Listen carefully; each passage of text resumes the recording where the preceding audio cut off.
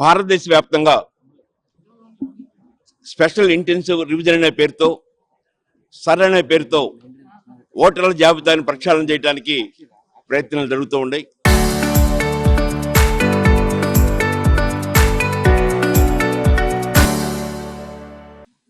ఇప్పటి వరకు 6.5 కోట్ల మంది ఓటర్ల లిస్టు నుంచి తొలగించడం జరిగింది. వీరిలో అత్యధికులు నిరక్షరాస్యులు, వలస కార్మికులు, దళితులు, గిరిజనులు, ముస్లింలు వీళ్ళు అత్యధికంగా కనపడ్డారు. దాదాపు ప్రతి ముగ్గురులో 2 మాత్రమే అక్షరాస్యులుగా ఉన్న ఈ సమాజంలో 33% నిరక్షరాస్యత ఇంకా కొనసాగుతున్న ఈ సమాజంలో హడావుడిగా ఓటర్ల జాబితా ప్రక్షాళన పేరుతో కోట్లాది ఓట్లు పోవటం బాధాకరం. ఈరోజు ఆంధ్రప్రదేశ్, తెలంగాణలతో సహా మిగిలిన రాష్ట్రాల్లో ఓటర్ల జాబితా ప్రక్షాళన జరుగుతూ ఉంది. ఇది చాలా హడావుడిగా జరుగుతూ ఉంది. జూలై 14 నాటికి బిఎల్ఓలు ఓటర్ల జాబితాకు కావాల్సిన ఎన్యూమరేషన్ ఫామ్స్ తీసుకోవటం పూర్తి కావాలని చెప్తున్నారు. కానీ 60% మాత్రమే ఇప్పటి వరకు ఫామ్స్ ఇవ్వటం జరిగింది. మిగతా 40% ఇంకా ఇవ్వలేదు. కాబట్టి దాదాపు 10 పౌర సంస్థలు ఆంధ్రప్రదేశ్లో క్షేత్రస్థాయిలో పనిచేస్తున్న సంస్థలన్నీ కలిసి ఈరోజు ఎలక్షన్ చీఫ్ ఎలక్టరల్ ఆఫీసర్ వివేక యాదవ్ గారిని కలవటం జరిగింది. వారు మా విజ్ఞప్తుల్ని చాలా సానుకూలంగా విన్నారు, స్పందించారు. తప్పనిసరిగా ఎలక్షన్ కమిషన్, గవర్నమెంట్ ఆఫ్ ఇండియాతో మాట్లాడి ఈ హడావుడి లేకుండా కొంతమేరకు గడువు పెంచడానికి, ఎన్యూమరేషన్ గడువు పెంచడానికి వారు అంగీకరించారు. రమేష్ పట్నాయక్, మేలుకో ఆంధ్రప్రదేశ్. ఆంధ్రప్రదేశ్లో స్పెషల్ ఇంటెన్సివ్ రివిజన్ పేరు మీద ఎన్యూమరేషన్ ప్రారంభమయ్యి 3 వారాలు అయింది. ఈ 3 వారాల్లో 60% ఎన్యూమరేషన్ జరిగిందని అధికారులు చెప్తున్నారు. మరి రాబోయే 1 వారంలోనే 40% ఎన్యూమరేషన్ చేస్తారా? ఎన్యూమరేషన్ పూర్తి అవుతుందా అనే ఆందోళన మేము chief electoral officer Vivek Yadav గారి ముందు తెలియజేశాము. ఒకటి. రెండవది, ఇంతవరకు పూర్తి అయిన 60% ఎన్యూమరేషన్ కూడా చాలా తప్పులు తడకలుగా జరిగింది.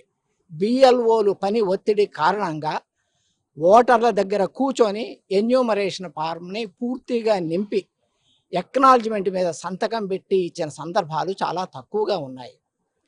2002 ఓటు కూడా శోధించాలి. ఆ ఓటుని, కొత్త ఓటుని మ్యాపింగ్ చేయాలి. ఈ మ్యాపింగ్ చేయడానికి ఒక్కొక్క ఓటర్ దగ్గర 1 గంట సమయం పడుతుంది.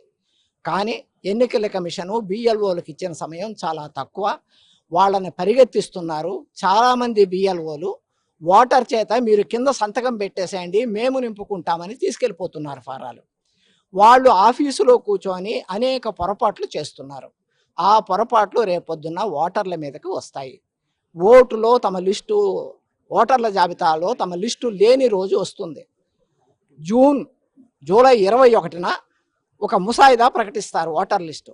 అందులో లేని వాళ్ళు అందరూ కూడా తిరిగి గవర్నమెంట్ ఆఫీసుల చుట్టూరు తిరగాల్సి వస్తుంది. మా అంచనా ప్రకారం అయితే ప్రతిరోజు 1000 మంది ఈఆర్ఓ, ఎలక్టరల్ రిజిస్ట్రేషన్ ఆఫీసర్, మనకి అసెంబ్లీ లెవెల్లో ఉంటాడు ఆయన దగ్గర ప్రతిరోజు 1000 మంది వెళ్ళే పరిస్థితి వస్తుంది. చాలా ఆందోళనకరమైన పరిస్థితి మనకు జూలైలో, ఆగస్టులో కనిపిస్తుందని అధికారులకు మేము విన్నవించాము. కాబట్టి బిఎల్ఓలు సక్రమంగా పనిచేయాలంటే వాళ్ళకి తగినంత టైం ఇవ్వండి అని మేము అధికారులను కోరాము. సానుకూలంగా స్పందించారు. కాబట్టి మేము ఆశిస్తున్నాం ఈ సమయాన్ని వాళ్ళు తప్పకుండా స్ప్రెడ్ చేస్తారని. ఈ క్యాంపెయిన్లో మేలుకో ఆంధ్రప్రదేశ్గా association for protection of civil rights, అట్లానే హ్యూమన్ రైట్స్ ఫోరం, అట్లానే ఓపీడిఆర్ అనే సంస్థ, అట్లానే జన చైతన్య వేదిక, అట్లానే movement for peace and justice, అట్లానే క్రిస్టియన్ రైట్స్ వాచ్ అనే సంస్థలు ఇందులో పాల్గొన్నాయి.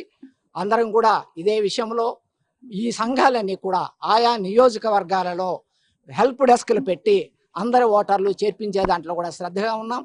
ఎస్ఐఆర్ని సీరియస్గా తీసుకోండి, తప్పులు లేకుండా నింపండి అనే పిలుపుతో మేము పనిచేస్తున్నాం. అధికారులు కూడా తగిన శ్రద్ధ తీసుకుంటారని, ఈ రాష్ట్రంలో తెలుగు రాష్ట్రాలు రెండిట్లో 40 లక్షల ఓట్లు పోయే ప్రమాదం ఉంది.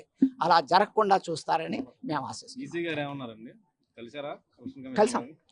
ఎలక్షన్ కమిషనర్ కలవలేదు, చీఫ్ ఎలక్టోరల్ ఆఫీసర్ సిఇఓ.